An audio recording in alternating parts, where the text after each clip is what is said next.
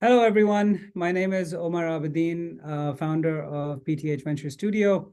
Today, I'm really happy to be hosting this, what promises to be a very interesting discussion on the opportunities and challenges that Pakistan is facing in the startup ecosystem. So Pakistan versus rest of the world, which is, a mindset that I think all Pakistanis are kind of aware of. Today we have some amazing we have some amazing investors and founders on the panel with us today to share their insights. We have Robin Butler from Sturgeon Capital. Robin is going to be comparing Pakistan's progress with some very interesting markets that are probably much more comparable to Pakistan than the UK market. We have James Kwan here from Soapbox Capital in Hong Kong. James has actually visited Pakistan. He's met probably 50 startups when he was here, a couple of years ago. We have Adeel Shahid, who is VC with Arzan Capital out of Kuwait. And of course, we have Sara Munir, who is the CEO of I2I in Pakistan. So welcome to our amazing investors. On the founder side, we have some amazing founders here to share their experiences with us. Dr.Sara Saeed is a well-known face in Pakistan. MashaAllah. Sorry? Okay. Somebody forgot to mute themselves. Sara has been instrumental in raising awareness for the startup ecosystem at large, but also for the health tech that she runs at Kahani. So welcome, Dr. Sara. I'm going to refer to you as Dr. Sara just to not confuse you with Sara from I2I. And then we have Zeeshan Shamsi. He's a founder working in a very non-tech startup vertical. He works in the mining industry. And then we have Zeeshan Shahid, who's working in the safety and security space with the development of MotoVest, which is an airbag vest for motorcyclists. A mission that happens to resonate with me personally. So welcome to everyone. And so let's kick it off. So if I could ask everyone just to take maybe a minute to share their perspective on Pakistan, what they're seeing, what they're experiencing, where their head is at relative to Pakistan versus what's happening in the rest of the world, that would be great. So maybe we could start with Robin.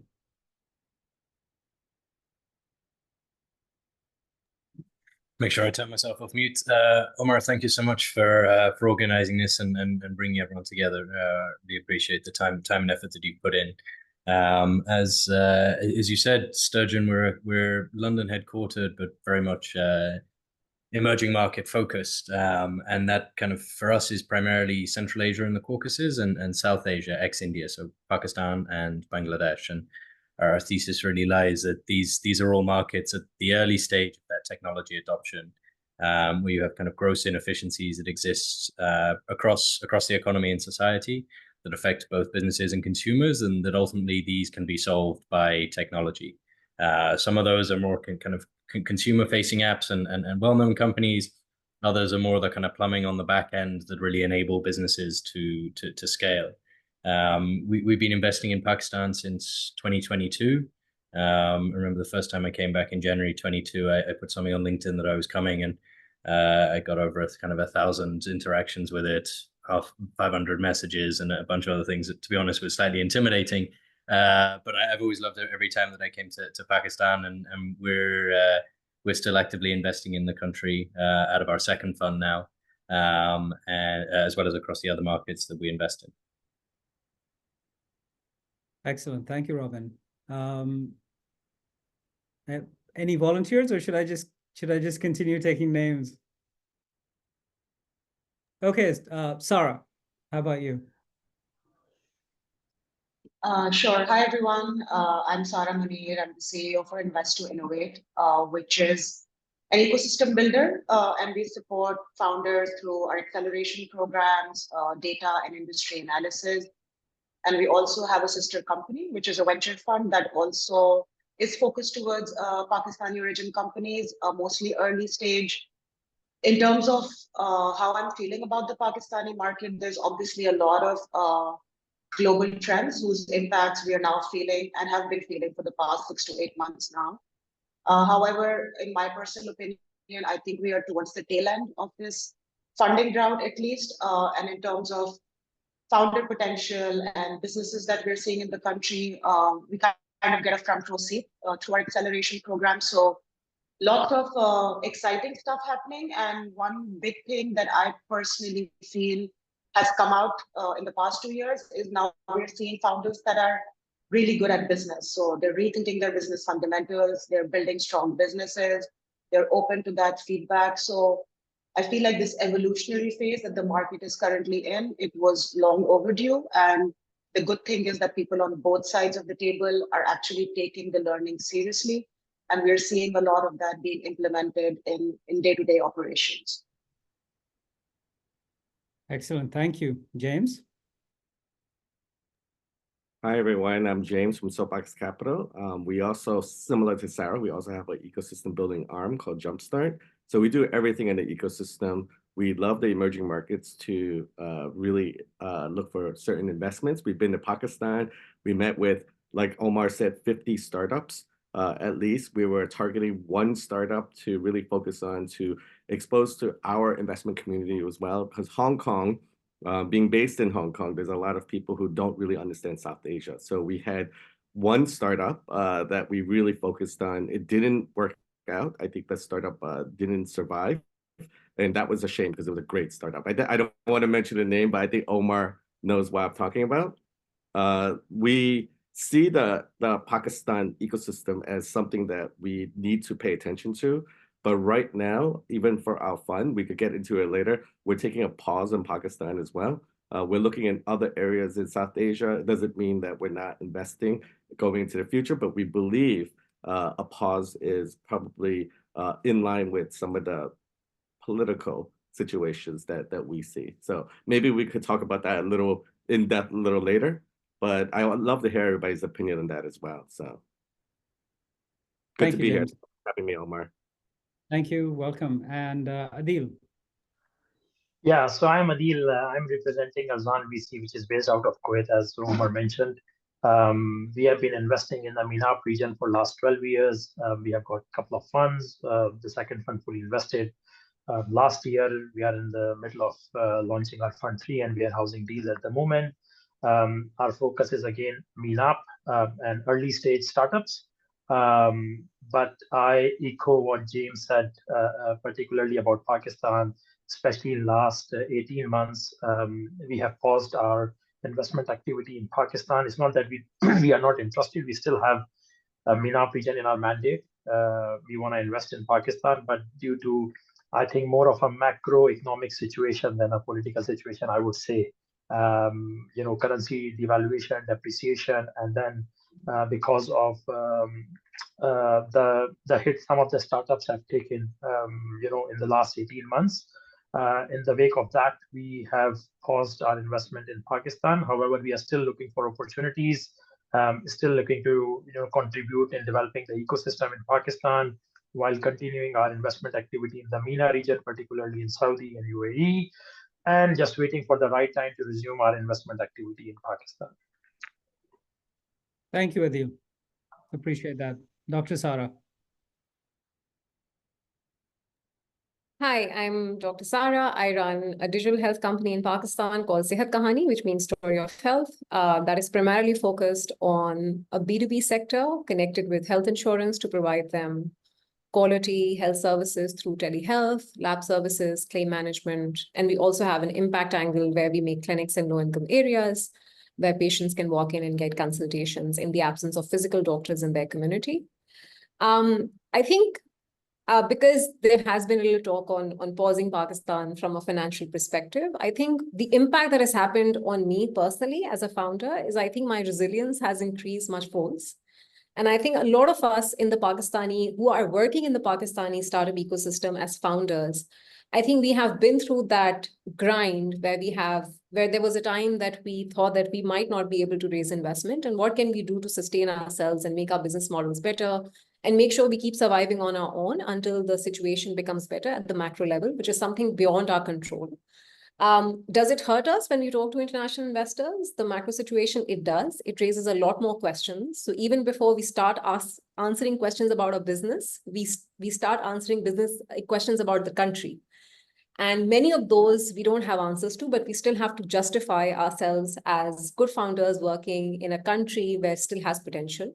So yes, that is still a challenge. But I feel that Sehat Kahani's journey over the last 2 years has inbuilt a lot of sustainability models that is going to help us grow to the next stage, expand outside Pakistan, which we might not have thought of if we didn't have this challenge on us of not having enough funding.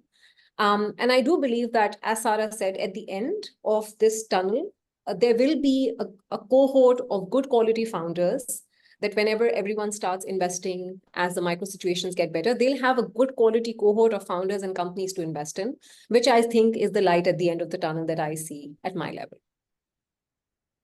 Fantastic. Thank you, Sara. Zeeshan, Minerals Wala. Let's unmute. Hi, I'm Zeeshan Shamsi. Thank you for the introduction, the opportunity to speak with such brilliant people. It gives me the opportunity to learn from the best there is. So I am a very non-traditional miner, considering I come from the aerospace industry.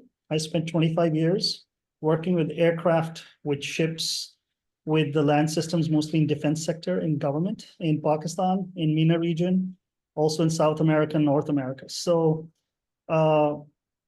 I'm not the usual face of this industry, but the opportunity brought me to this. I got exposed to Antofagasta minerals in Chile while I was working there, and at that time I brushed it off.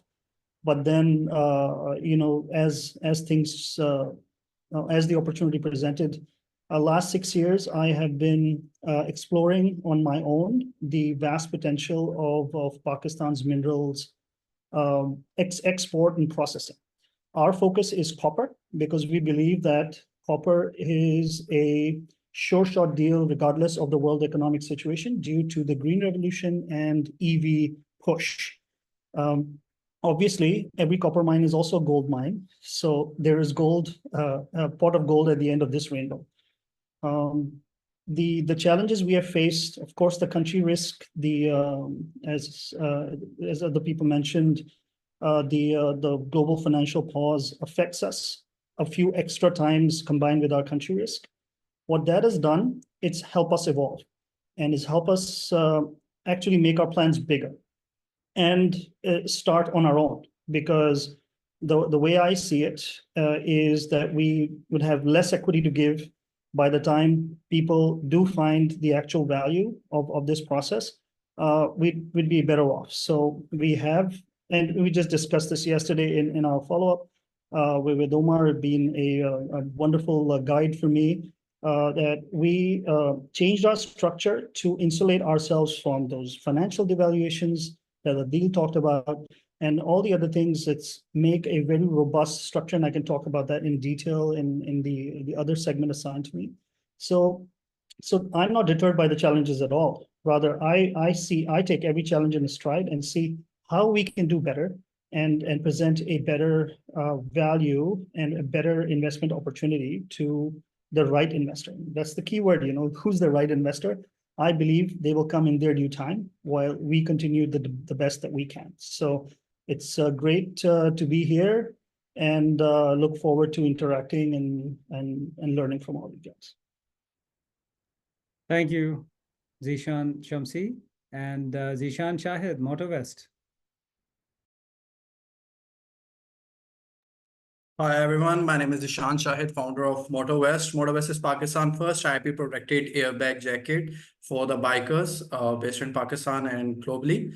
I started my career back in 2020 after demise of dear friend of mine in a devastating bike accident. So our primarily vision is to protect 500,000 motorbike accidental deaths that happen globally. With that, I would definitely agree with Dr.Sara, Saeed, and Zeeshan, Shamsi that we are in that bad circumstances as whenever it comes to the Pakistan ecosystem and economical crisis. However, we are focusing that we should survive, as Omar told you guys earlier, that we have been so lucky in raising the fund couple of months back from AKDN as well. So we are also hoping to bootstrap right now for this, the crucial time to shall pass. And with that, I believe, as in my perspective for the startup ecosystem based in Pakistan is facing some challenges like funding, acquisition of good talent, and there are like technology barriers. We are unable to do some great technology work based in a very limited infrastructure, best R&D infrastructure based in Pakistan. So there are so many other things. Every startup founder has their own journey, and every startup founder faces their own problems. So believing with the positive thought that one day everyone, and when this time will pass, will figure out and will do something great, which will actually attract the foreign VC firms and investors to come on board with the Pakistani startup. And with them, we will mutually go for the great effort and struggle, and we'll do something to make our companies and the investors in a company which is morally based in a purpose driven, and will make a good stuff out of the market after this. Thank you. Thank you, Zeeshan. Okay, so let's start with our external viewpoint investors. From your experience, how do the ecosystems in the markets that you have focused on compare with Pakistan? Because you have exposure to multiple markets. I'd love to understand, how the POV differs across Pakistan and those markets. So maybe this time we can start with James. Yeah, so we do look at a lot of ecosystems. I'm currently here in London for London Tech Week. I travel to a lot of the exhibitions and conferences to look at startups. I see Pakistan is a emerging market with great founders. There's great assets to be had there. One thing that I would say compared to other regions, especially coming from Hong Kong, I see slightly less Web3, crypto, blockchain, AI type companies that are developing. I think when I was there 2 years ago, we had a talk with a team trying to explore the metaverse, and I don't think it went too much further, right? Because it wasn't an ecosystem that was available to explore in Pakistan during that time. So I would say that for certain investors, especially within my realm, being from Hong Kong, where we're leading in Web3 a bit, we see that we don't find many of these type companies in Pakistan, which I would love to see more of, right? I think in Pakistan, I think there's high talent, great potential, but I think it doesn't push the boundaries of where investors are, what investors are looking for at certain moments, such as my community is looking for Web3, AI, fintech. I would love to explore that when it starts developing a little further in Pakistan. Thank you, James. Robin? I think what's important for us when we look at somewhere like Pakistan is kind of putting it in the context, I guess, not only of the other markets that we're investing in, but other markets that, say, emerging market investors are familiar with. So Indonesia, Brazil, Turkey, and positioning kind of Pakistan's digitalization relative to those markets, because it's kind of with that context that people can begin to understand and see why one might be investing in certain business models today that maybe are ubiquitous in other markets, but have yet to be built at scale in Pakistan. So that's a lot of the time and effort that we kind of put into when we were speaking to investors, because Pakistan's had a difficult couple of years, and I guess the startup ecosystem, a bit like the economy, has sort of had a boom and then a bust.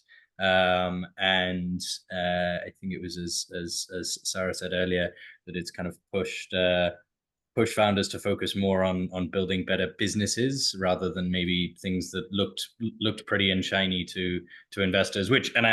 It was investors pushing for that pretty and shiny thing. It wasn't a sort of something necessarily came out. Each side kind of responds to what the other is asking for. But I'd say at the moment, Pakistan to me is kind of a fundamentally mispriced opportunity because of the kind of political and macro headwinds that have existed for, I guess coming up to 2 years, certainly 18 months now.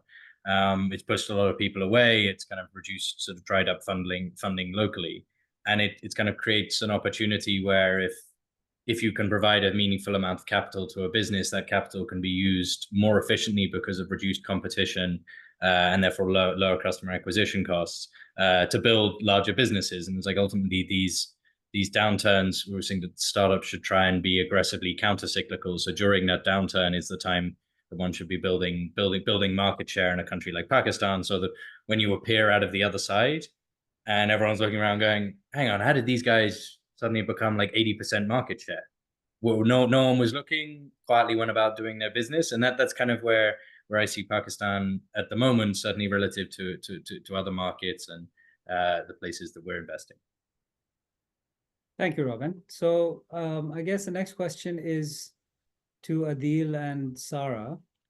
Given an environment in which local investors in Pakistan have been, benefiting from 22% returns on capital literally invested in government-backed securities, and given that the exchange rate has actually not dropped for the last 9 months, so effectively the market has been delivering a 22% return in dollarized terms, which is world-beating, right? In that environment, what are the challenges that startups are facing, particularly in Pakistan?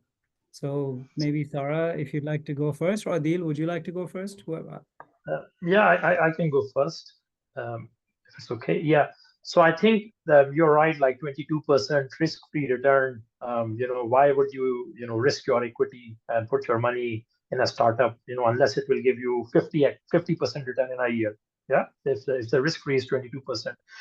You said in dollar terms. So I think in dollar terms, to calculate 22%, you need longevity. So the rate has been stabilized in the last 6 months. We don't know when it's gonna, stabilize until when. So that's one of the things, and that's I think one of the reasons we have, paused our investment, because we say that like risk-free rate is 22%.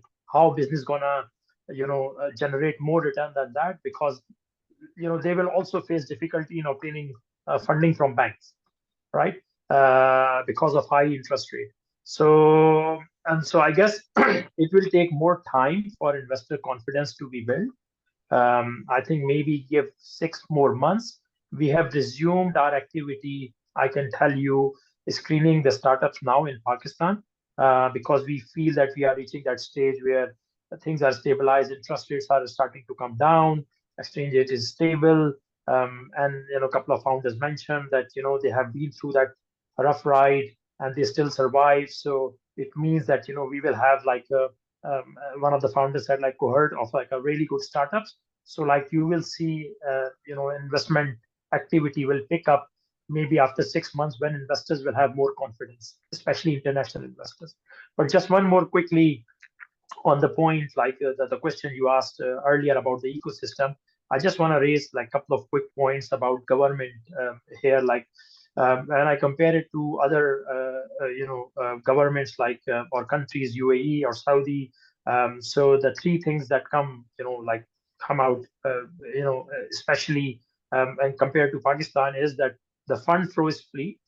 You can freely in and out your funds in UAE and Saudi. You can't do it in Pakistan. fund structure you can't set up in Pakistan. So government needs to put a regulation in place. And I think so. There was the third point as well. I missed it, but like I think government needs to really so a sovereign fund. I think Saudi has a huge sovereign fund.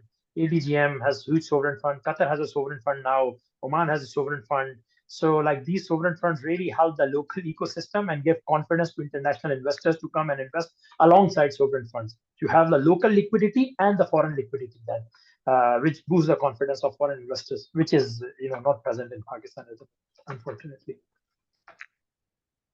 Thank you, Adeel. Sara? I think Adeel has covered the investor side pretty comprehensively. I like to advocate for founders because I think Pakistanis are masters of doing less with more. And we believe, and this is an advice that we've been giving to a lot of high potential founders as well, to take this as an opportunity to shift their focus to building localized solutions, but operations that can be regional. Because we feel that that's something that can really give them an edge. So building localized solutions for local problems, but thinking regionally. So scaling is easier because that's one way of bypassing all of these funding challenges. And the second thing that we've been nudging founders to do, obviously with emerging economies, there are certain sectors that are more viable just because of the country's reality. So mobility, health, education, those are obviously going to be your prime suspects because there are problems at scale that need to be solved, but also thinking about emerging verticals like climate tech, where there is a lot of funding movement. We're seeing those signals. It is a global problem, but with a very big regional and local repercussion. So also kind of taking this pause to maybe realign, and we do see talent in these spaces as well. But how do you build this in a scalable way? How do you build this in a way that makes sense for either a foreign investor to move their capital to them, or even for local family offices or corporates to take an interest? I think there is a need for even founders to think out of the box at this moment and take this pause to like look at traditional sectors, give it a regional focus, and then also explore emerging verticals where there's a movement of talent, where there's a movement of funds, and really like capitalize on the first mover advantage there. Okay, thank you. So I guess my question to all the investors on this panel is, if you had one piece of advice to give to a founder, like the founders you have here on the call with you, what is that one piece of advice that you would give them to help them to prep for what the future holds? So Sara, would you just like to continue from where you were? Because I think you were already talking about that. So at the risk of sounding like a broken record, and it's something that we do on a daily basis, but really the growth at all costs mindset needs to go. It's outdated. Fortunately, a lot of founders do understand that, but then what instead, right? How do you build a good business?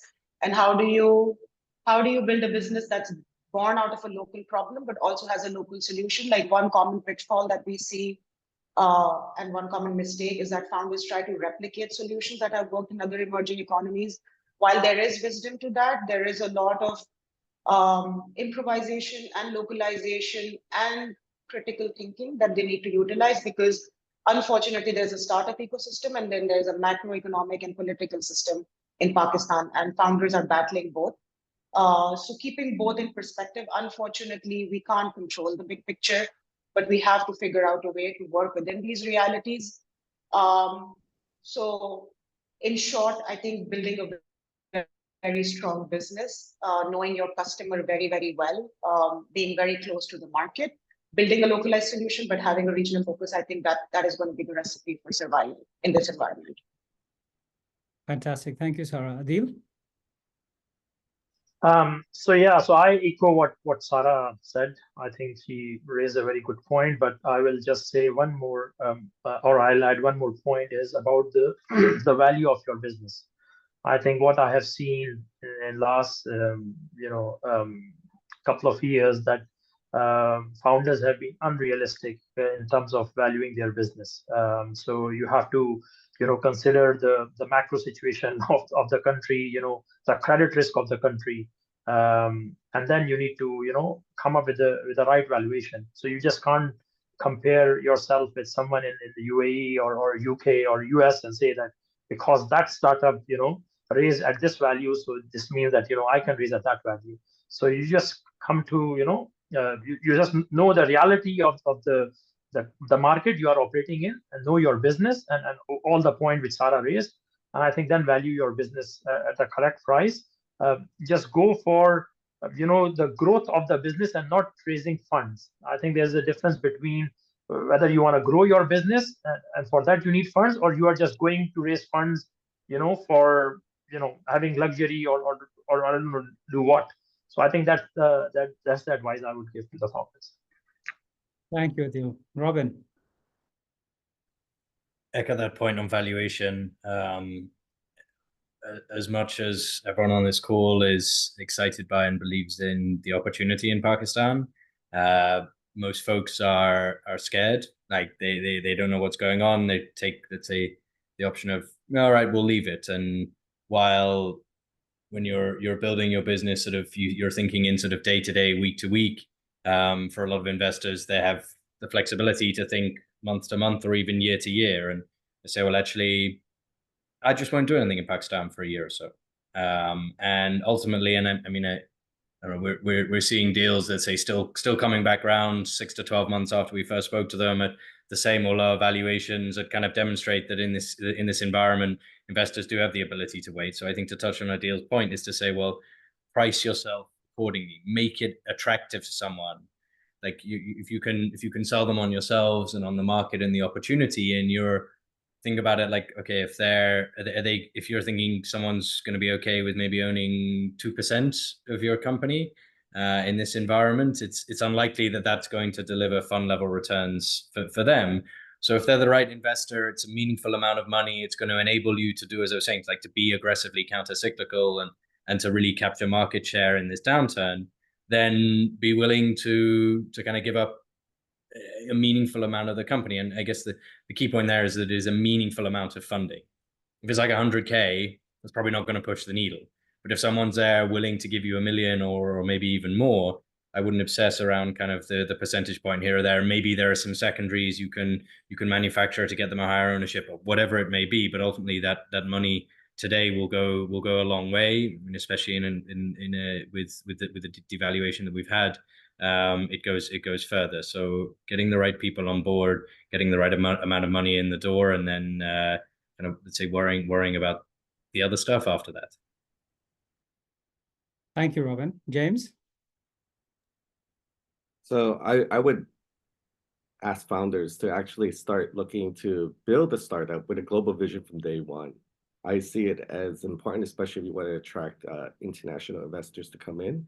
I would say explore new frontier type technologies a bit more. I would love to see a mix. When I went to Pakistan, I saw a lot of marketplaces. I saw a lot of local solutions, which I think it's great. It's fine, but I think at this time, there's so much going on for Pakistan. You have a large English-speaking population. You have high-tech knowledge. Why not build for a global vision from day one versus a regional vision? And that would be my advice. Thank you, James. So now I'm going to ask the same question to the founders. Let's start with Dr. Sara. You have famously raised funding for Sehat Kahani over the years, and you've done it consistently. Please tell us your secret. There's no secret. I've had many rejections. I was afraid of that. No, I think what we've done over the years is we've, as all founders do, there is a time and a point where you do need funding to continue. You have plans in place, and you do need money to accelerate those plans. And we've always raised, I think the key in our case was to raising only the amount of funding that we had to raise. So we have raised a seed round of $500,000. Then we raised a pre-series A round of $1 million. We've just closed a series A round of $2.7 million. So these are smaller amounts as compared to what we hear largely happening. But we knew from day one that this was enough money for us to continue the company at the pace that we wanted to continue with the revenue that we're making. And also this will help us retain equity in the company as well, to be able to give more equity in later rounds to investors when situation becomes a little better. So that's one thing. The second thing is, I think, and this is something that we hear a lot as founders, particularly in the health sector, that in Pakistan, there are certain sectors that are more attractive or more understandable to investors who are coming in. So for example, there's a lot of interest in fintech, there's a lot of interest in marketplaces, in retail companies. But I think something like health tech is still something that investors are trying to understand also, because, and rightly so, because in the emerging markets, there haven't been great success stories related to health tech. So when we are fundraising, I think health tech and ed tech do suffer that sector problem as well. So we had to find investors that can understand health tech as well. And I think then we took a different approach. We started finding investors who had previously invested in health tech and still had the appetite to invest in a country like Pakistan and attract them in smaller ticket sizes at a reasonable valuation. So we valued ourselves reasonably as well. We didn't make insane, ambitious valuations. We valued ourselves. We did give secondaries to our lead investors. We did attract them with the terms that would help them come in, because they brought the experience of being in the health tech market, being in the healthcare ecosystem, and we knew that the value they could add to us was much more beyond the money that they were giving. But I think now I'm happy that we have a set of investors who really understand the business and are helping us grow from a business perspective. And that's very important for us. So right now we have a B2B vertical that we have grown from just telemedicine to now complete OPD management solution and e-pharmacy vertical as well. And that has all happened not just because of the money that they gave us, but also because of the mindset that they brought into the company. So I think having right investors is extremely important. And yes, as the other investors said, you have to come up with that sweet spot for investors, for them to understand your business and be attractive to them as well.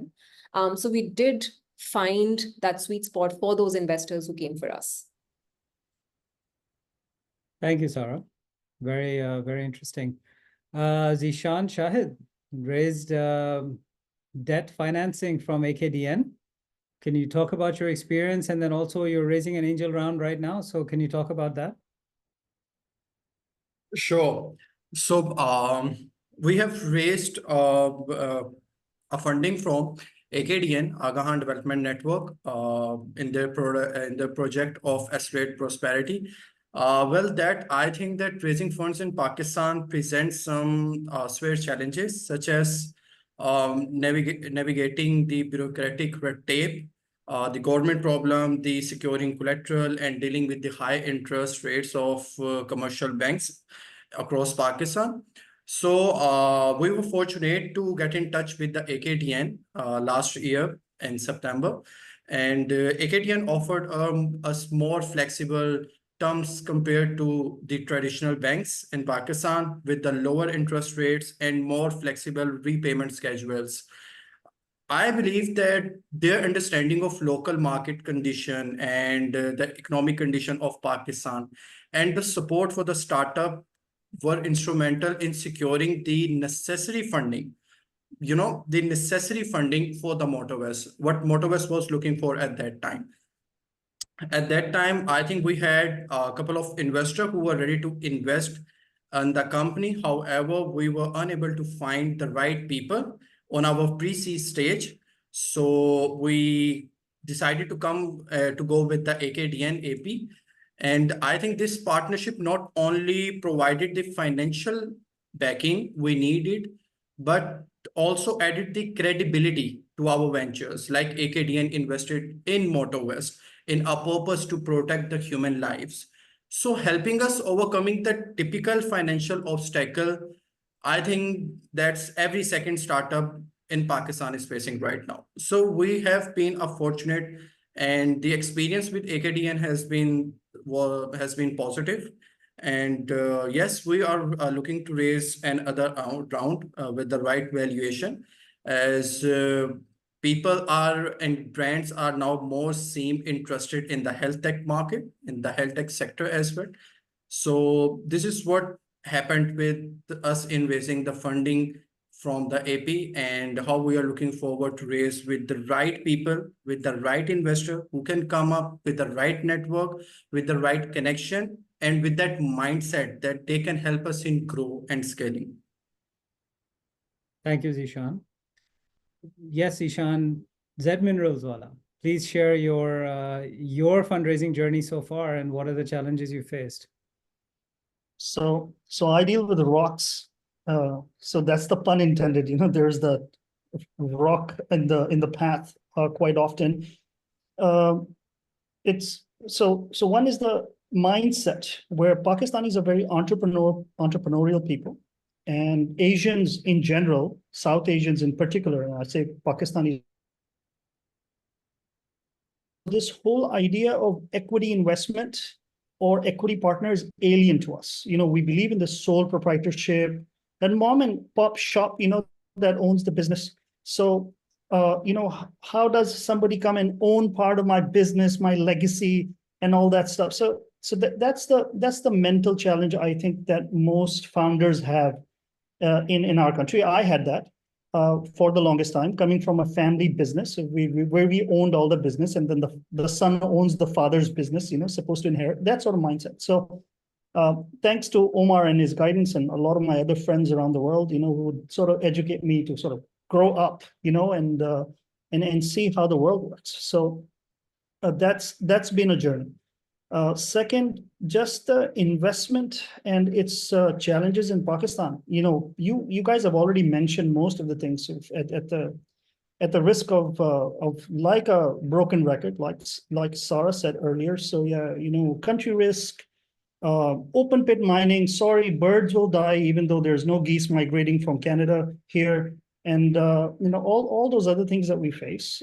But the recent political, our so-called elections, and all that has put a big bummer. The global financial situation, oil prices, Trump's election, you name it. You know, we can investors can come up with anything not to invest in Pakistan. Mining is traditionally hard to find an investor in a maverick area like Pakistan. You know, it's this is not for your traditional investor. They don't understand the market.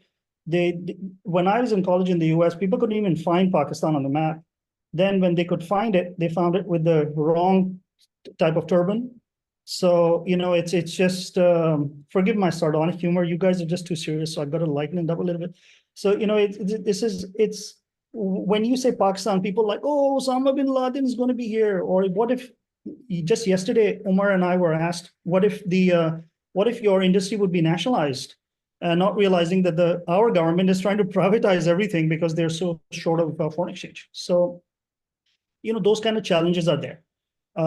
I take them in a stride, and I actually try to put my creative juices together. And what we have done, and hopefully it will be a model for all the other mining companies that follow, because mining and its investment has a word exploitation attached to that. And one of the major drivers of Z Minerals is that we would like to grow these local models so that we're not exploited either by ourselves or by whoever. So, and the resources are there. People say it's $1 trillion in Pakistan of explored resources, which is 3% of the total exploration. So safely, it's a $36 trillion resource. At a price that we started looking at, copper was $7,000 a ton, has already crossed 10,000. And I think KPMG just announced it's going to be 16,000 in 2 years per ton. So, and I'm not even going for the gold price. So yeah, the opportunity is there. Adeel mentioned, very interesting, is like, oh, how would we repatriate in this devaluation? Excellent points. And I think that affects almost every foreign investor when they look at Pakistan. How am I going to get my money back? So we changed our structure where we have that regional international focus now. as one of the honorable panelists mentioned, where all our trade structure is going to be in the UAE, where all our inputs, let's say the letter credits or this or that, are coming into the UAE in a free zone, where our tax exposure is minimum, and we can repatriate and make payments whether to a debt or equity partner directly from there. But furthermore, we moved to a holding company structure based out of the UK, because and I'd never thought I could even imagine this a year ago when I started this journey, was we plan to now go public in 5 years on London Stock Exchange, because I think that that is the path that all other mineral companies coming from Pakistan need to follow. Being post-revenue, having finance, and then taking their holding company, or our holding company, Z Resources, now based in the UK, to go to London Stock Exchange. And all the resources that they develop, all the ores and the mines that they find, and complete the exploration and do a JORC valuation, as it's called by the Canadian law, and they complete that, then that is bankable in a first world market, which is London, and not compared with all these Arab sheikhs. Sorry, Adeel, this is a big challenge that we have of all these $100 plus oil-rich wealth that comes into these sovereign funds of these countries that were just pieces of desert a few years ago, and now everybody thinks that they have the original ideas and they have all the, because honestly, I think they don't. It is the diaspora and it is the brain drain that goes from the brilliant countries of our region into these glitz and glamour countries that brings all the brilliant ideas there. Unfortunately, some of our business, we have to do the same way to insulate our customer and to protect some of these regulatory problems that we could have in our country. We cannot move the copper and gold mines from here, unfortunately. They cannot go to Saudi. They cannot go to Dubai. It will be too hard moving all the desert sand. So that's what I feel. I feel that the problems just are there. The problems may even get bigger, but if you prepare in advance, if you make your proposition a calculated risk, a risk that can be mitigated, a risk that can be insured, and you can assure your investor, whoever it is, local or international, that they will not be at a loss, and not just that there'll be unicorn or dragon, but they get their money proposition. They get their money back at the end of the day. I think that's the biggest concern for any investor that looks at our country. Is like, oh my God, how am I going to catch this? What's the law?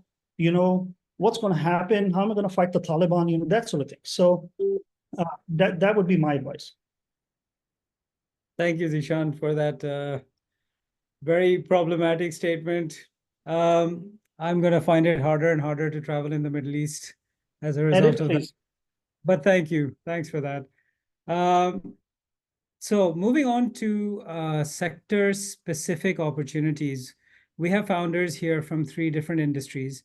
And before I turn to my investor panel and ask them for their insights into what verticals they're really focused on nowadays, I'd like to ask Dr. Sara, who's been working in health tech for some time and actually has become sort of the face of health tech in Pakistan.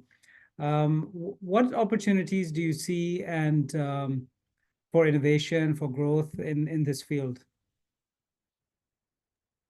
So I think the problem is the problem that we're trying to solve in Pakistan and beyond as well is huge, right? I mean, there are 6 billion people in the world, and half of them don't have access to qualified healthcare. So even in Pakistan, the equation is extremely similar. That out of 240 million people, half don't have access to qualified doctor, and also if they have access to a doctor, is it quality? Is it affordable? Is it accessible? Is it equitable? So the challenge is there. How we imagine to solve it is, how can we create a platform that allows an underutilized doctor, which is a woman doctor in the country, and connect them to patients across the country and create different solutions for different kinds of patients. And over time, I think that has been working for us from a growth, sustainability, and revenue-making perspective, that we didn't focus on one kind of customer. We focused on different kinds of customers who had different needs. So primarily, the most revenue generating vertical that we have is we provide services to corporate employees and their families connected to their health insurance. This was completely untapped in Pakistan. Now we work with all 8 insurance companies in the country, only living state life. We cover almost 3.1 million employees who take access to these services. We have 860 corporates. And I think what we've done over time is we've tried to upsell on our primary products. So when we had that employee in our fold, we then sold them mental health services. We now do their claims. We now process e-pharmacy for them. And we are now venturing into home healthcare as well. So we kind of build that customer base that used one product and kind of upselling them on different products. And as we have started different verticals, for example, our OPD solution or our e-pharmacy vertical, which is funded by the corporate, or home healthcare vertical, we are seeing good revenue making opportunities with good margins as well. So that's work for us. And I think that is one product that we can take regional as well, because everywhere where we see there's a lot of gap in how health insurance covers inpatient coverage for people and outpatient coverage. And wherever there's outpatient coverage, it's expensive for the insurance company to have that. And telemedicine or digital healthcare can play a huge role in lowering that for the insurance company, which will result in lesser claims over time and also lesser premiums for the corporate. So I see a huge global opportunity with our corporate product. We also had a consumer app, but we focused primarily on our corporate solution because, again, we didn't want to invest a lot of money in a consumer product. We wanted to save money and build the corporate vertical because it was working well for us. We also have a product, and I'm very proud of that product, so I keep talking about that, is we digitize rural health centers into telemedicine clinics. And now we're actually talking to governments in Africa to white label our solution for their government so that they can use it in their primary care solutions, which I feel is another vertical that is very impact focused. But now we are trying to find kind of revenue making opportunities in that as well. Again, working for a market which is high impact, which may be underserved, but then there is another payer for that on behalf of that market that can pay us for that white label solution. So I really believe that if you have the core service right, there are so many opportunities to upscale and upbuild, and that's what we've done in our case, to stay where we are, to keep growing, and to keep making enough revenue to sustain ourselves with or without investment.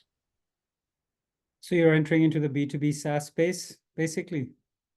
I think we're already there. I think we're growing, and I think this is one space that we have captured much more as compared to any competition. I think what Robin said, I think in these last 2 years, because there were not a lot of telemedicine companies or health tech companies that were focused on B2B, and we took that opportunity and that chance in early 2020.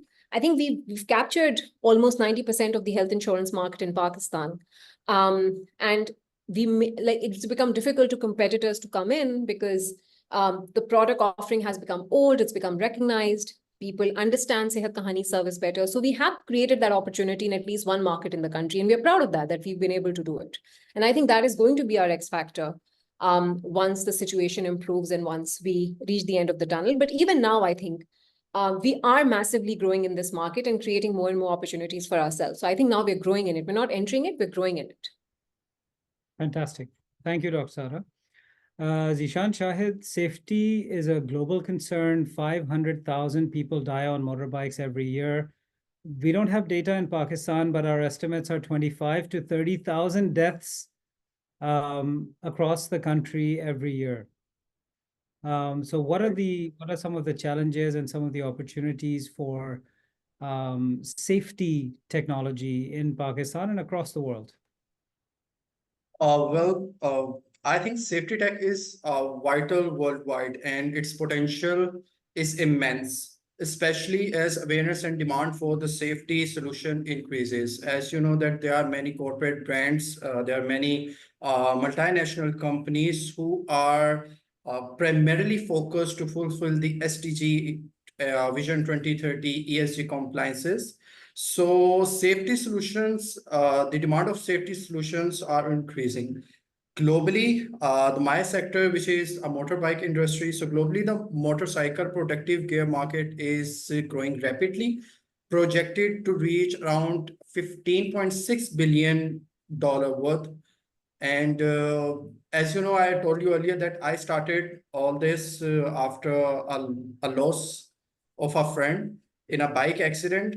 And definitely we are unable to find some good stats over here, but we come up with a shocking figure that there are like 30 million registered bikes over here in Pakistan.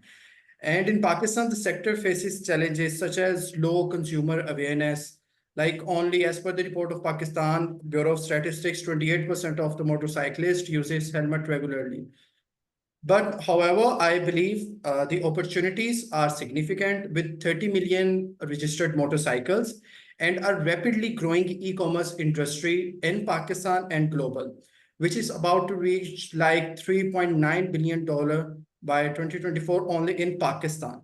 And it would go more higher as we are getting more great queries from the international brands like Khurram, Dubai. We are getting a very good feedback from Talabat, Qatar. So yes, we are getting that potential. There is a big potential. There is a big gap in this untapped segment of the market, particularly in motorcycle protective gear.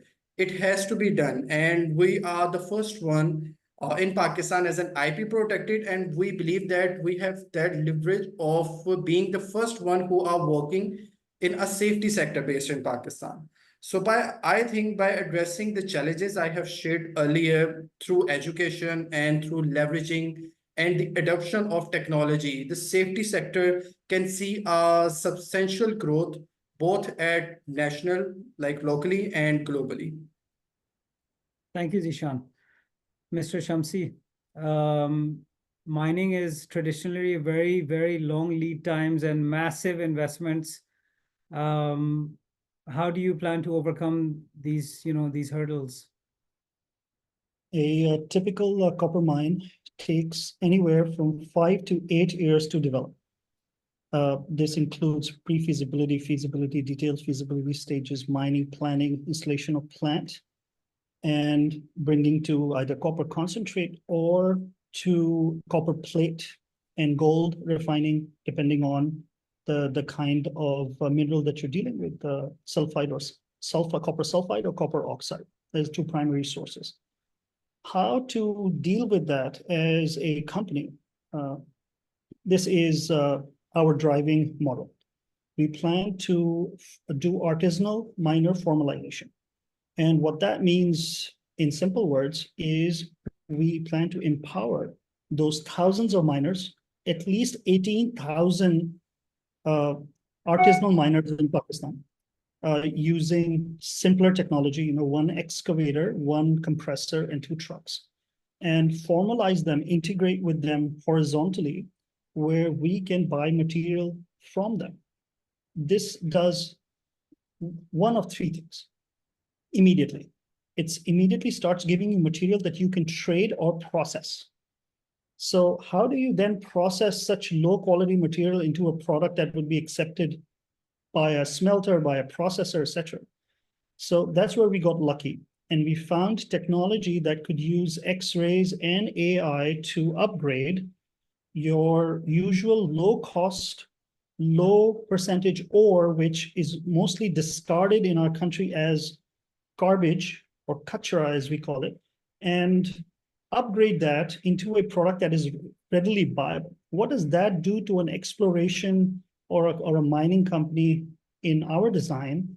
Is it makes us generate money, because exploration companies, and this is one of the hurdles that we face, are cash negative from the get-go till the time where the resource evaluation is complete. And lots of people, when you, like our local banks giving 22%, or wherever, a mine in Canada or a mine in Australia, or Tanzania even, those are the ones we're competing with. Now Oman rising as, and Saudi rising as mining destinations. People are like, why would I do that? And then obviously Pakistan. So our solution is artisanal miner formalization, use of these latest sorting technology that comes out of Germany and Austria to upgrade in a very environmentally compliant, which is a driver for us, ESG compliance, environmentally compliant way to upgrade this ore in a dry fashion without the use of water, because, well, there isn't any water where we are operating. So we had to do this anyway, and sell the product, which could be thousands of tons of ore while we are exploring, drilling deep into the ground, seeing how much gold and copper there is. And I believe that by the time, and obviously that 5 to 8 years that is taken abroad can be shortened, because, you know, Pakistan has very competitive labor payment structure where we are cheaper. So we can use a similar resource of what is used in Australia and Canada and Europe, Eastern or Western Europe, and double or triple the resources, so decrease this 5 to 8 year timeline while being cash positive, or taking those surface copper deposits, which are in our terminology called gossans, and being able to upgrade and trade them. And this is why we are so bullish about our subject, because when we reach the right investor, lots of people have said, who's the right investor? I believe that they'll see the value immediately. And with the rising copper prices obviously helps. So 5 to 8 years, easily beatable, being cash positive, I think those are achievable. I strongly believe in that. Thank you, Zeeshan. So turning to our investors, what are the verticals that you guys are really interested in and why? So let's start with Adeel. So yeah, it depends on the country, and I think one of the panelists mentioned, I think in the beginning, that you know, in Pakistan you need to focus on certain verticals like logistic, you know, or fintech or health tech, ed tech. So like these are the verticals I think we are still investing in the MENA region. Particularly recently, we have invested in fintech. I think 3 or 4 fintechs recently. We are looking at investing in logistic companies. We are looking at investing in health tech as well.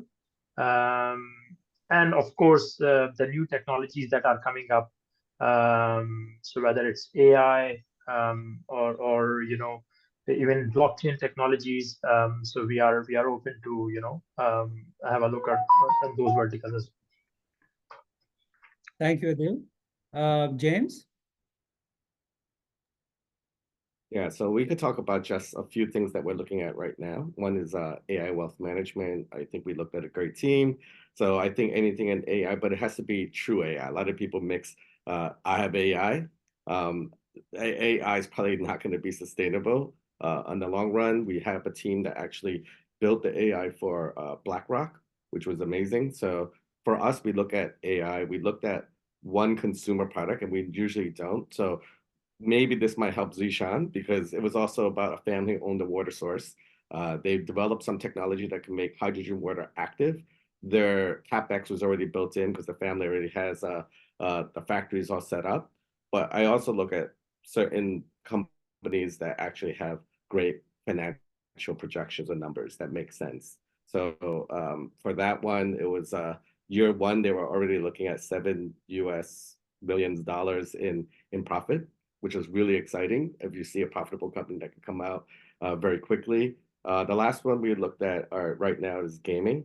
So it was gaming surrounding non-downloadable games on Telegram, for example. The metrics were really good. The founders exited at $300 million in their last venture. So we look at past founders, but some of the sectors that we are excited about in Asia, especially in Hong Kong. I'm going to repeat it again. It might sound like a broken record, but Web3 is actually on everybody's mind. And this is some initiative that the government is pushing as well. So it's not like all the investors say, hey, why are we in Web3? It's also because the government is encouraging this, and they're putting digital assets in the forefront. And when you have government support and there's also limited players in the space, I think Dubai really leads the space. Hong Kong and Japan are there, but Hong Kong really has an edge in terms of getting international teams, exchanges involved. So that space is really blowing up in my community. Thank you, James. Sara?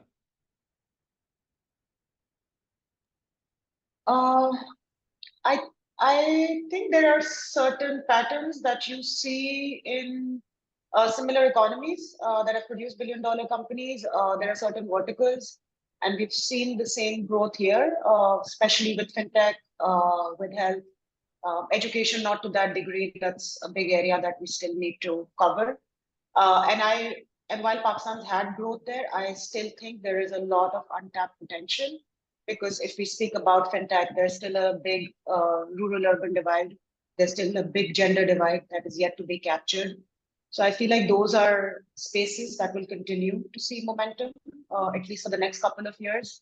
But we're also seeing a lot of interest in sustainability. And when I say sustainability, I'll again go back to the localization. So we're a very agriculture-heavy economy. We are a product-based manufacturing economy. So products or processes that introduce sustainability there, whether that's like agri-tech, EVs, or other sustainability products, I think that in the next couple of years is going to be quite crucial. Thank you, Sara. Robin. I can give a slightly tongue-in-cheek answer of business models where the unit economics make sense, and that has to be unit economics that makes sense in Pakistan. I mean, in looking at okay, everyone has some degree of upfront investment in ops and other side of things coming into it, no matter what the business model. But there has to be a willingness and ability to pay on the other side of the equation. And that has to be something that kind of sustains over time and can't be funded purely by subsidies, which, I mean, look, if you give people free money, if you give people free stuff, they will take it.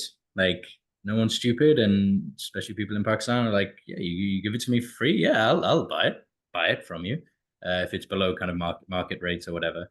So I think that's something we really look at, and therefore doing a lot of work when we're looking at any deal, no matter what the business model, to make sure that the addressable market truly is that kind of truly is what you said is, and it's on the front of all of our presentations whenever any of us speak about Pakistan. But 250 million people, but actually when you break it down by kind of economic groups and access to the kind of the digital infrastructure to actually be a transacting user for, let's say, a technology first company.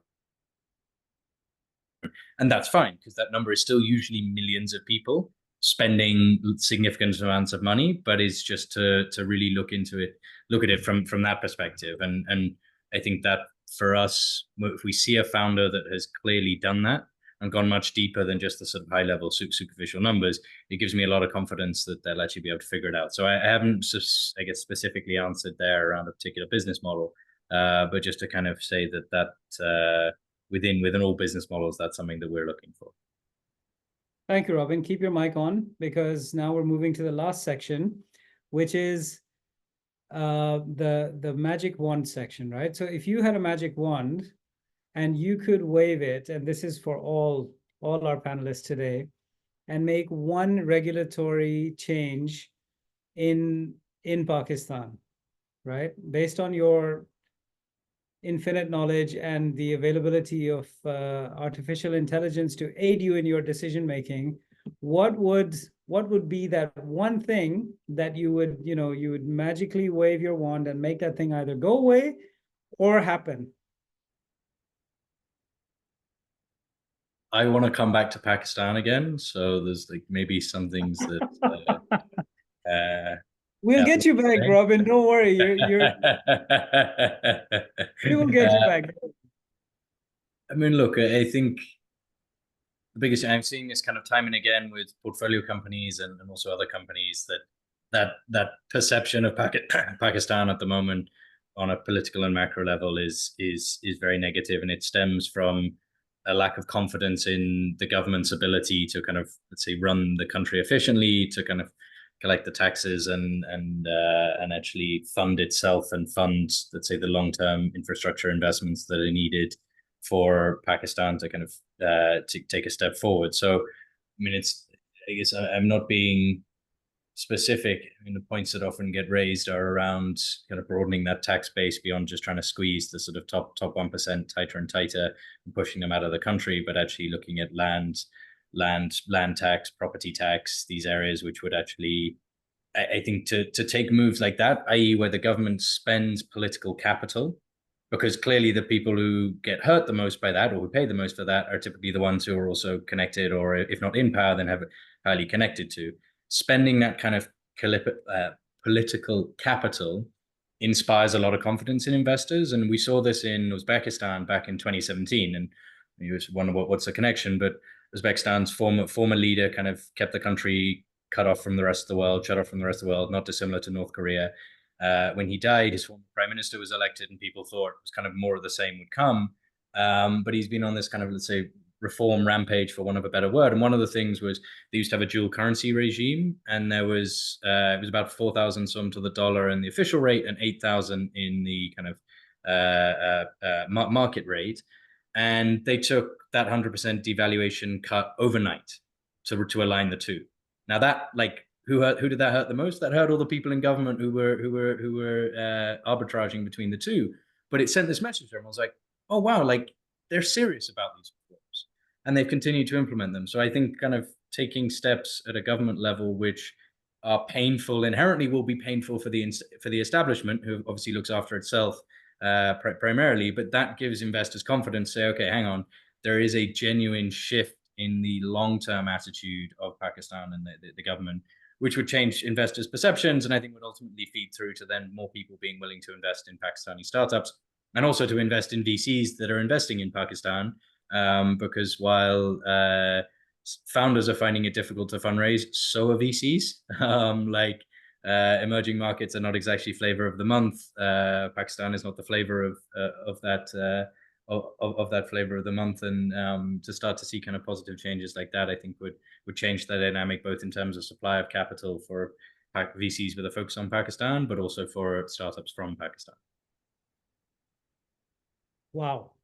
Okay, so you said a lot without jeopardizing your personal safety, either in Uzbekistan or in Pakistan. That's quite an achievement, Mr. Butler. I'm impressed.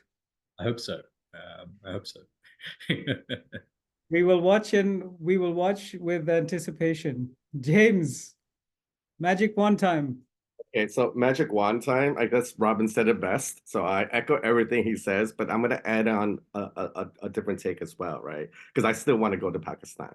So for me, there's nothing wrong with actually looking at what works, and I could say Singapore is doing everything right. Hong Kong actually does things a year later, which is fine. We follow the lead of Singapore at this point. So with that said, I also see that within the region, I think Bangladesh is doing some really good things for their ecosystem. So like next month, for example, they're getting investors to come in. Though they don't have a sovereign fund that we talked about a little earlier, they do have a big push to invest. The government invest into a lot of startups through Startup Bangladesh, allocating $500,000 US, and it gives confidence to other investors, external, international investors, to explore investments in there as well. And you can see the full government support, because the prime minister will come and talk for 2 hours. You'll have all the government innovation teams come out and really liaise and talk and spend 2 or 3 days setting up these investors in a hotel in Dhaka, and just having the opportunity to meet the ecosystem, learn about it. If we use this as an analogy about Singapore and Hong Kong, it could be Bangladesh and Pakistan as well, right? There's always time to learn from your regional partners, because if they do something right and it's working, and it's not working in your own country, maybe explore new opportunities, new ways of thinking and doing things. Thank you, James. Appreciate Am I gonna be banned? Am I still allowed to come into Pakistan, you think? Oh yeah, hell yeah. We'll even roll out the red carpet. Just let me know when. Thank you. Sara, magic wand. I want to steal James' wand, because I feel like the private sector in Pakistan has just become so used to functioning like a solo player, and it doesn't have to be like that. I think the public-private partnership, state involvement beyond just disbursement of funds is very, very important, especially looping them in with ease of taxes, with ease of policy and regulatory reforms. I don't think there is much that can happen. And the second thing that I feel can really move the needle is having a more ecosystem integrated approach even within local players. So there's a lot of good work happening. A lot of it is happening in silos. There's a lot of money, and we're just reinventing the wheel in a lot of ways. So just being smarter with these things, getting the state to invest in high promise verticals, because that's a good signal for private investors also. And there is a lot of money within the country that can be and should be mobilized, because this dependence on foreign funding is limited. It does handicap us. So yeah, I think stronger public-private partnerships on funding levels, on policy levels, those are crucial. So have you had a chance to evaluate the government's proposal to set up their own fund and what they're trying to do with the investment funds? Have you had a chance to look at that yet? Yes, but like other panelists here, I think that's a separate topic, and I'm not discarding that there has been positive movement. It's just not at the rate that it's needed. Also, it's often without buy-in from the private sector, so it has to start from very early on. It's often after policies are rolled out, and then there isn't much that we can do. So it has to start much earlier. That's true. Thank you, Sara. Adeel? Magic wand. Yeah, so I echo what Robin said and Sara said. In terms of the government fund, I don't know, Omar, but I hope you know the level of the fund. Recently they announced is $6-7 million, which is nothing. So yeah, it's nothing. It's a drop in an ocean. So I won't even talk about that. But I think one thing which I have been advocating a lot in last 4 or 5 years from a regulatory perspective. So 3 things I already mentioned in the beginning, like the fund, the tax, and the repatriation. But I think one more thing which is very important, and going back to what Sara mentioned, public-private partnership. I think crowdfunding. I think the regulations have not been there yet. I've been educating this on every single platform wherever I go, that please have a regulation set up for crowdfunding. There is a huge diaspora of Pakistanis, that are settled abroad, and they want to invest in Pakistan, but they don't have any avenue through which they can invest. So please, I would say to government, go change the policy or do something, bring in the regulation for crowdfunding so people can directly invest through that platform. Excellent. Well, with that, ladies and gentlemen, we come to the end of our formal Q&A section. I would like to now open the questions to some of the students that we have on the call who have been listening patiently, and I hope taking lots and lots of notes, despite the fact that we are recording this session. So, boys, if there are any questions, now would be the time. Please unmute yourself and ask the questions. Sure. So I have a question with Adeel and Sara. So do you believe that having an education from an international institutions and experience working at MNCs are traits that investors and VCs highly value in Pakistan? Sara, you want to answer first, please? So see, there is truth in this.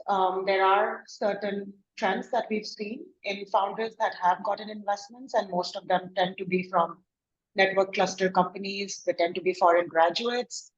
But what investors are looking for is not a foreign degree. It's what that foreign degree has built into these founders. And I can name some of those things, and I know that they're highly valuable. It's the ability to think big beyond the local market, the ability to move faster, critical thinking, doing less with more. And mostly, I think the most important thing, especially in the early stages, is your ability to form strong partnerships and networks. And these are skills that you can find very rampantly in a foreign education system as opposed to our local ones. So what we need to question is not why investors are looking at foreign graduates more, but I think we need to think critically about what our local education systems are lacking and how we can figure out that lot. And being a student, I know there isn't much that you can do to move the needle there, but what you can do is look at the skills that these foreign graduates have and look for resources that can help you overcome that gap, and that can exist within your formal institution or outside of it. But these things, especially when you're early stage, when investors are essentially just investing in the founder and the idea, they're quite crucial. Yeah, so I echo what Sara said. Absolutely. I mean, as an investor, we do look at foreign graduates and exactly what the reason mentioned, Sara mentioned, but like not foreign graduates from any university with any GPA. So if you are a local graduate but like with a very high GPA, then definitely we will consider you. But what I would suggest is that instead of looking at just one founder, we believe in a team. So if you are a team of 3 or 4 founders, and one of you has got a degree, let's say from a foreign institution with a very high GPA, the other one has experience working with a foreign recognized institution like McKinsey, Alvarez and Marsal, a big 4 firm. So I think that really adds value. And as an early stage investor, our primary bet is on the founders. And I think that's what the founder need to understand, that, Robin mentioned about the business unit, and definitely we do look at the business unit, but like our main bet is on the founders. So if we are not comfortable with the founder, then we don't invest. And especially as an international investor, we prefer someone which has like a international and global experience and those qualities, and then think globally, so definitely it's not something which we like we want to also let's say invest in Pakistan local founders, but at the same time we have to be mindful of where we are investing and to whom we are investing in. So I hope that answers your question. Thank you. Any other questions? So I do have a question, and I want to ask from James and Robin about this. So my question is, how do you see monetization challenges in Pakistan in contrast to other markets like North America or in the UK? Yeah, sure.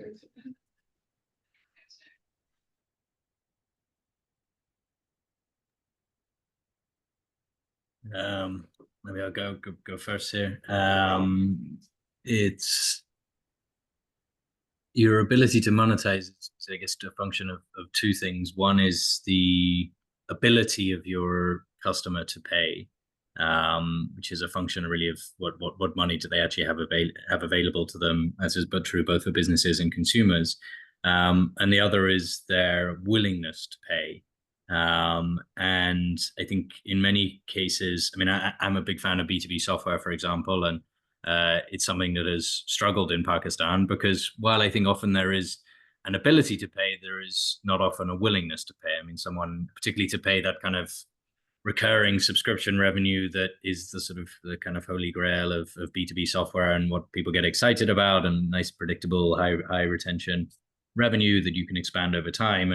And that folks would say, happy to pay you $100 up front for a lifetime thing, but not to pay you $10 a month or even $5 a month, and just to sign up for longer term. And I think that the challenge that then poses, and I'm just using B2B software as an example here, is that you see companies having to kind of, let's say, leverage other sort of monetization models or streams. So i.e., how can you use one product to build distribution on which you can then layer additional products and services? Can you become a kind of a platform of products and services, all of which have monetization opportunities that cumulatively add up? And I guess the kind of the main one, and what a lot of people end up drifting or being pushed into, is financial services, particularly lending, as being an area where not only do people not have access to financial services, but somewhere where you can actually generate meaningful revenue. The challenge often there, and I'll stop and let James go after this, is that often you see folks that are, have great experience in marketplace business models or whatever it may be, and they've built something which has built distribution, and they've realized they can't actually monetize, and they're like, well, I'm going to go into lending. And it's like, have you actually ever lent $1 in your life? Because it's very easy to give money away, but much more difficult to get it back. And that then I think often being a kind of a challenge for companies. So yeah, monetization is difficult, not impossible, and I guess it kind of ties back into also the unit economics of what are your customer acquisition costs, what is your OPEX, how does that vary as the business scales? Do margins expand or stay the same at scale? What is the kind of working capital cycle associated with the business? Really kind of the questions you need to answer to understand if whatever monetization is possible is enough or kind of correct to actually build the business over time and sustainably. Great, Nice. thanks. Yeah, I mean, to add on further to what Robin said is, I also see in Pakistan, just look at the vertical that you're in, see how you could monetize, maybe not so for the Pakistan market only, maybe come up with a monetization model that would be sustainable internationally as well. So I see companies that are built towards that degree would work. I mean, like Robin said, the unit economics in Pakistan to build certain products are unbeatable. I think Omar, we met that esports group. What was the name of that esports group? But they built international gaming, and their big Was thing it that Raptor yeah, Games? Raptor Games, right? So Raptor Games was promoting that the unit economics in Pakistan are unbeatable. They built an esports game for the international community, where I guess there could be a flat monetization model which would work. So not just for the local community that may have less buying power, but yeah, something that works internationally would be my recommendation. Thank you. Any other questions? Let's make it a last one if you have one, guys. Yeah, just one last question before we wrapping it up, and that will be from Dr.Sara and both Zeeshans, is what do you find more challenging for a startup, especially when it's in initial stages? Is it a talent acquisition or access to funding? Like, what are your thoughts on these? I think neither of it is a challenge. It's you have to do what you have to do. If you have to raise funding for the company, you have to. And this is something that, you know, I've had very good feedback over the years from a lot of different people that I've met is if you want to have access to more investors, then expand the net of reaching out to more investors. So I met one of the investors, and at that point of time, when I was raising my round, I had reached out to 200 investors, and he said, maybe reach out to 800 investors if you're not making that cut and if you're getting rejected. So just expand your net and reach out to a lot more people, and you eventually find someone who understands you and your idea and your business and will invest. I think talent also is now becoming a challenge, particularly in the last 1 year, because there's so many young people who are looking at an opportunity to exit the country, unfortunately, because they see a doom and gloom happening. So for us, I think it's not as bad as getting the talent. I think it's more difficult to retain a good talent. And how do you navigate that challenge when they get an opportunity outside Pakistan, which you cannot beat? So you can compete with the local market, but you can't compete with dinars and Bahraini dinars and Kuwaiti dinars and dollars. Which I think, and I think as you get into these challenges, you also understand the resolution that you can bring. So, you know, you have to entice them more with maybe giving them over the market salaries or giving them shares in the company, exposing them to an ESOP opportunity, giving them more exposure of learning. So you kind of start to analyze and understand what is it that you can offer more to someone who is looking for an opportunity outside, and how do you retain them? And over time, you do find people who want to stay in Pakistan, want to grow as well, and how you can help them as well. So neither of it is a challenge. I think both of these are questions that you need to answer for yourself. Zeeshans? Yeah. So, well, I think that in the initial stage of a startup, access to funding is more challenging. Securing financial resources is crucial for developing the R&D based products, for scaling the operations, and attracting talent, like Dr. Sara said. And while the talent acquisition is also important, without sufficient funding, it's difficult to offer the competitive salaries and invest in necessary resources to attract and retain skilled employees. So, as my perspective, as I belong to a company and it's a safety tech company, and I can clearly remember how we start working on developing the IP protected company in Pakistan. So it's been so crucial. So if I need to wrap up in 2 words, is the funding and maintaining the talent in our companies.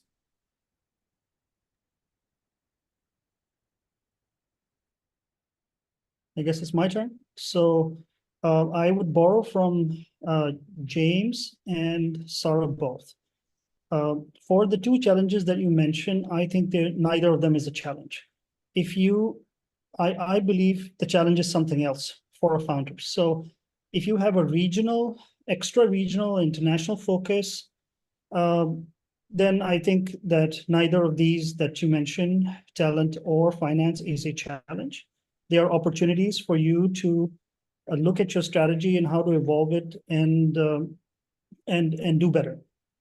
I believe the real challenge for a founder in Pakistan is resolve, because of generally pessimistic environment that we exist in, and the brain drain, as somebody mentioned, that people lose resolve and people lose steam and they give up on their ideas. So I think that's the biggest challenge. Don't give up, stay resolute, stay focused. And I think that the right investor, the right moment in time, which is part of your fate or destiny or whatever you believe, will come. And don't give up, just simply, I think giving up is the biggest challenge, because there's people around you that will say, oh, this will not work. You don't know so-and-so general, none of this matters. Believe in yourself and stay focused. This is your biggest challenge. If you do that, other people will believe in you. So I hope I was able to answer your question. Thank you. Well, thank you, everyone. James, Sara, Robin, Adeel, Dr.Sara, Zeeshan, and Zeeshan, thank you so much for taking the time to actually share your insights and be with us patiently for this hour and a half. I know I booked 90 minutes in your calendars. I think we've gone off by about 5 minutes, which I think is pretty reasonable given the breadth and depth of the discussion we've had.